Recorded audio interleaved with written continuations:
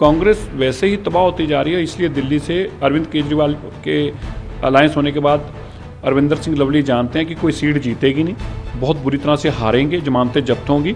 उसके बाद किस मुंह से मैं छोड़ूंगा या मुझे हटाएंगे, इससे अच्छा कि मैं पहले ही छोड़कर भाग जाऊं। अभी तो ये गाना ये भी बनाएंगे, अगर ये गाना ही था, गाना बजाना ही था, तो तुम तो कहते थे कि कांग्रेस से बड़ा भ्रष्ट कोई नहीं, फिर वो गाना कहाँ चले गया। देखिए, एक बात तो बड़ी स्पष्ट है कि ये एक डूबता जहाज है। जिस राहुल गांधी जिस जहाज के कैप्टन है वो डूब रहा है और लोग कूद कूद कर जा रहे हैं।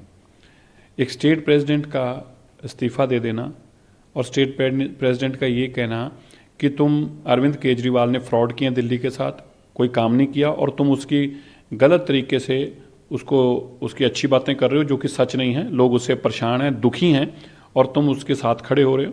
एक बात तो स्पष्ट बताता है कि राहुल गांधी जी की जो खुद की एक नीति थी कि मेरे को किसी तरीके इस प्रोजेक्शन का बेनिफिट मिले, मैं किसी तरीके एमपी बन जाऊं, मैं किस सत्ता में इस्टेब्लिश हो जाऊं, इसके चलते उन्होंने दिल्ली के साथ भी धोखा दिया और दिल्ली की कांग्रेस के साथ भी धोखा किया। लवली की चिट्ठी में अगर आप पढ़ें तो एक सबसे इंपॉर्टेंट बात सामने आती है कि एक आदमी राहुल गांधी ने अपने निजी इंटरेस्ट को सामने रखकर दिल्ली के लोगों के हित को और दिल्ली की कांग्रेस पार्टी के हित को नुकसान पहुंचाया है।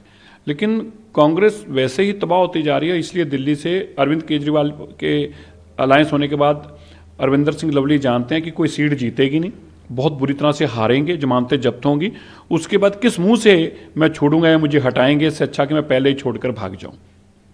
मंत्री आतिशी का बयान आया है कि भाजपा के एक और राजनीतिक हथियार चुनाव आयोग ने आपके प्रचार गीत पर प्रतिबंध लगा दिया। भारत के इतिहास में ऐसा पहली बार हुआ है कि चुनाव आयोग ने किसी राजनीतिक पार्टी के चुनाव गीत पर प्रतिबंध लगाया है। यही चुनाव आयोग भाजपा द्वारा हर रोज किए जा रहे आचार संहिता उल्लंघन को अनदेखा करता है। चुनाव आयोग का कहना है कि हमारा प्रचार गीत सीबीआई और ईडी के निदेशकों को बदनाम करता है। जब ईडी, सीबीआई और अन्य राजनीतिक नेताओं पर अन्य मामले भाजपा में शामिल होते ही बंद हो जाते हैं तो चुनाव आयोग कोई आपत्ति नहीं करता है।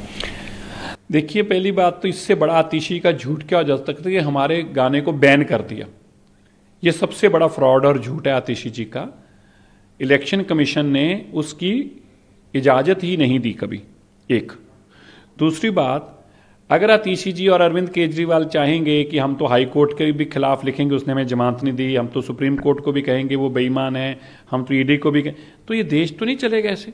अभी तो ये गाना ये भी बनाएंगे, अगर ये गाना ही था, गाना बजाना ही था, तो तुम तो कहते थे कि कांग्रेस से बड़ा भ्रष्ट कोई नहीं, फिर वो गाना कहाँ चले गया।